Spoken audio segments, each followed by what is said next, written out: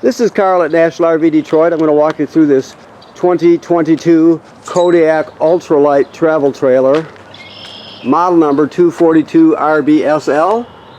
Okay, I'm going to show you a few features and how they work. This is not a floor plan video, it's more of a how-to video, so we'll just start on the door side at the rear and move around the trailer. So obviously this is your water heater. This is the drain cap right here. It has water in it right now because it's finally spring, and so this runs on either gas or electric. It has a gas burner and then electric heating element. The switches are both inside the trailer. I'll show you those when we get in there. The main thing to know about the water heater is you're going to be draining it at times, because if you're not camping for a long time, people like to drain it out. I mean, a long time. If you're not camping for a month or two, people like to drain it out. But just make sure when you put the plug back in or the cap back on it, make sure you fill the water heater back up before you turn it on, because you can damage it quickly if you don't do that. So keep that in mind. This trailer has power stabilizers. One switch controls both rear, the other switch up front controls both front. So it's very simple, as you can see. Okay. That's your furnace vent there. You have a power awning with LED strip. This is the vent for your range hood right here.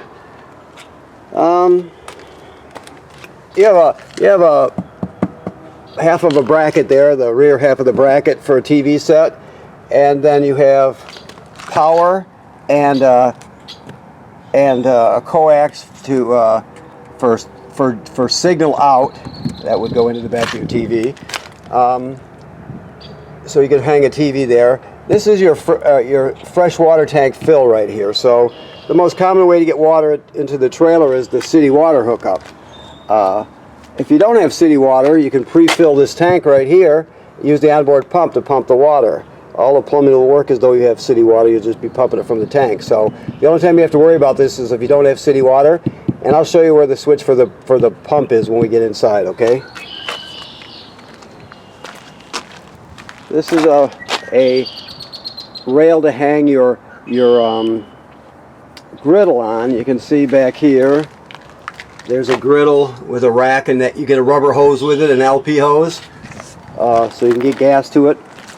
The hookup for the gas is right here. If you can see that, that's where you'd plug that hose into. One end goes into the back of the griddle, the other one goes to that quick connect fitting there. Of course, these are your front stabilizers. You have two cranks here. This crank is for your power tongue jack in case it fails. So you have a power tongue jack. If it ever was to fail for whatever reason, if it got damaged or whatever, you can crank it manually by pulling this plug out of the top and putting that crank on there. Now the longer crank I showed you are for the power stabilizers. If you see here, there's a cylinder with a rod with a pin through it, right? If you look at the crank, you got a cylinder with a slot cut in it on the end, so that fits right over that, and you can actually crank these stabilizers manually also if you have some issues with it. So we have a deep cycle marine battery, brand new.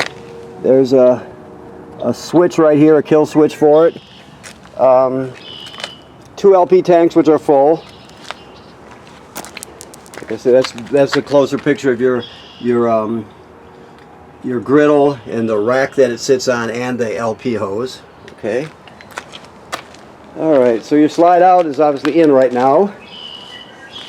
You have comes with a 30 amp power cord, so it's a 30 amp system. This is your city water hookup right here, the most common way to get water to the trailer. You just hook your hose on there, turn it on, you're all set. Remember I told you if you don't have city water, you can pre-fill the tank and use the pump. This is your black tank flush right here. So you have a gray and a black tank here. The black tank is toilet water and waste, which would be the black valve here, if you can see that. Okay. So after you dump your black tank, you leave the valve open, like it states on this sticker here. Make sure you leave the valve open. Put the hose on here at the dump station, turn it on, it'll spray out your black tank clean it out really well. It'll also clean off the sensors so you don't get a bad reading from it. So that's it. If you have a working hose at the dump station, it's a good thing to do. Alrighty. You can see we're pre-wired by that housing there. We're pre-wired for a Furrion backup camera kit, if you ever wanted to add that. Also, while we're looking up, the manufacturer says generally every 90 days you should inspect your roof. This is a spray port here. Get a coil, that coiled sprayer up front fits right on there. Alright, so let's go inside, see what we have. Excuse me. So, first thing we'll do is we'll send the slide room out right there.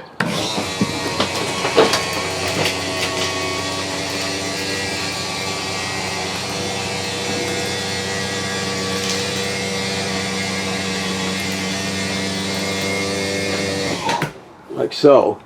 This one here is for your power awning, which is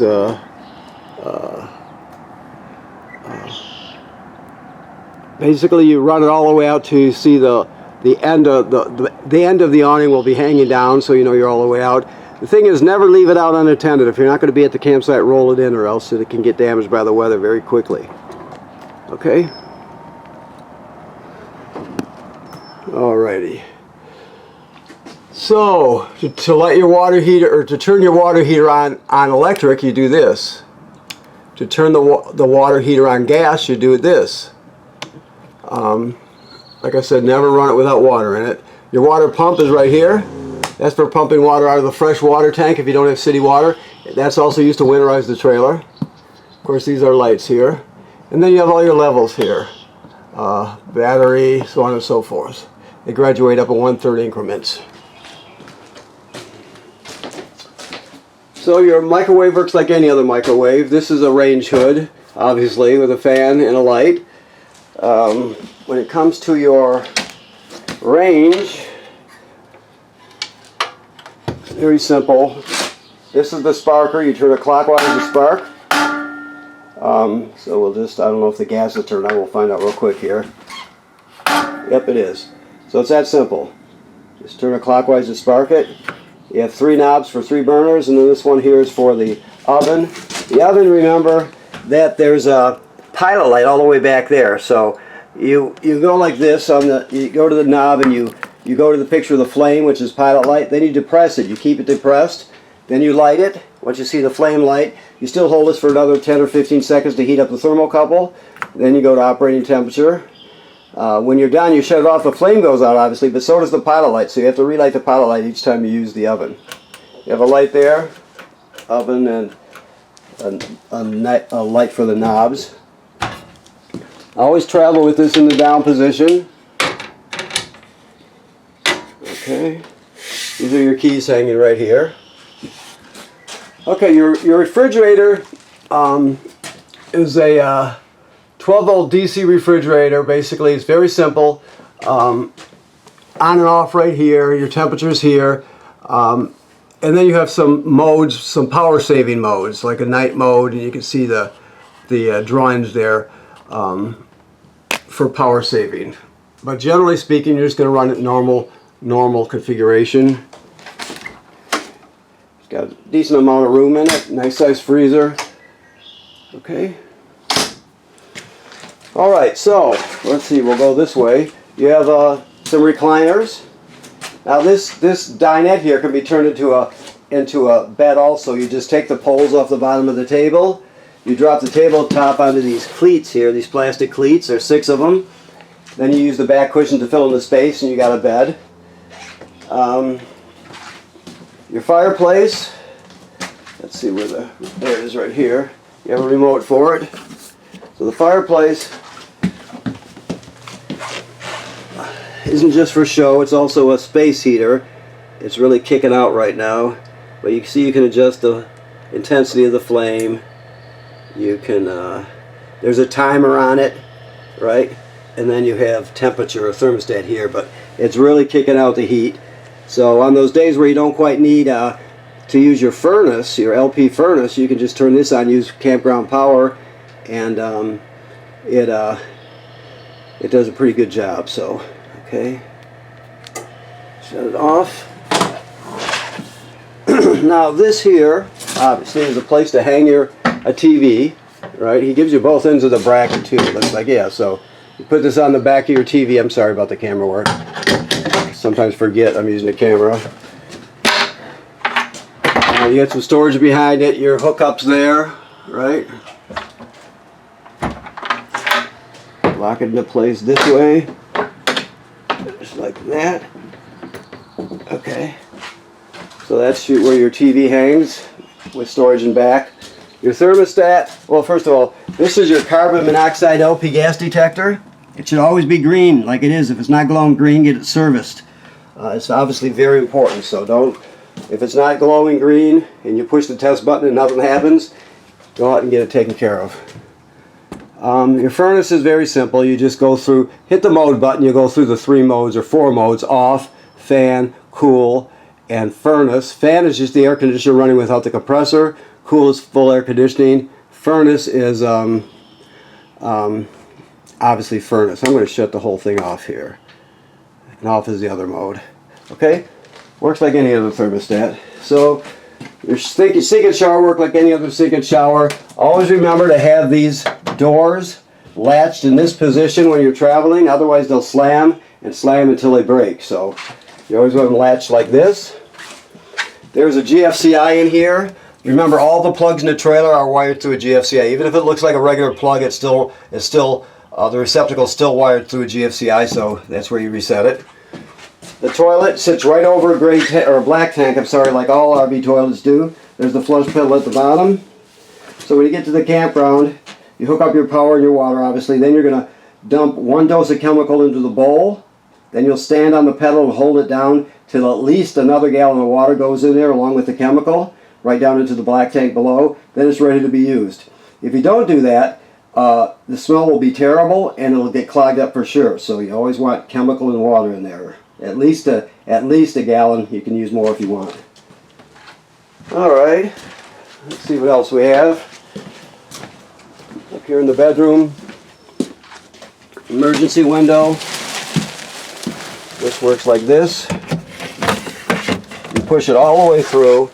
Then you grab hold of this red tab on the screen and you pull the screen out and you can get out in an emergency.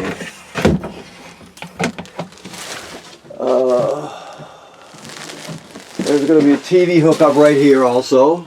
You can put a bracket right on the wall. There's a backing plate. You can feel it there. So you can mount a TV if you choose. And then you have a little bit of storage under here. Okay. And the rest of the normal stuff, cupboards and what have you. Okay. And a vent, of course.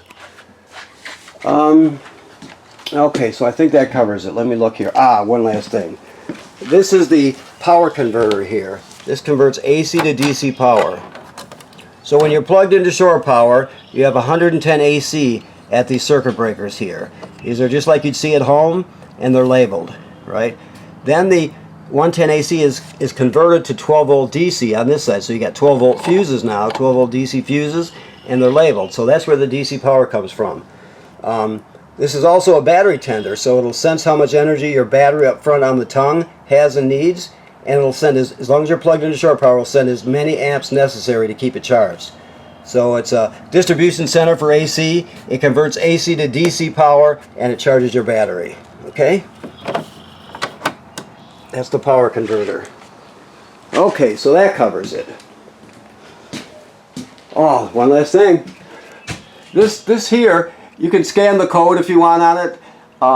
It says 4G on it right now, and you could use it for cellular service if you wanted to get the kit, but most people get it for the public Wi-Fi booster.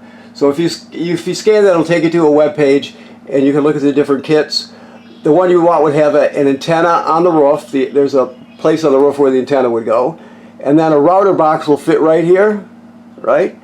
And it just gives your family better public Wi-Fi. You have a router, and you can go to, basically when everybody's hooked up to the router, they put the password in there, obviously. Whoever is in charge of it will go to the web page for this device, look around at all the possibilities and pick out the campground Wi-Fi, for example, and then log on to it. It has a signal booster in it, so you get a much better signal. So anyway, if you're interested in using, getting better Wi-Fi for your family, you can look at that. That's another option. The other option I showed you was the backup camera made by Furion. That's a kit also, if you're interested. So, okay. Now I want to thank you for purchasing your trailer here at National RV Detroit. It's de-winterized, it's in camping mode, so it's ready to go for the summer. And don't forget to check out your roof regular basis also to make sure everything's in good shape, okay? Thank you.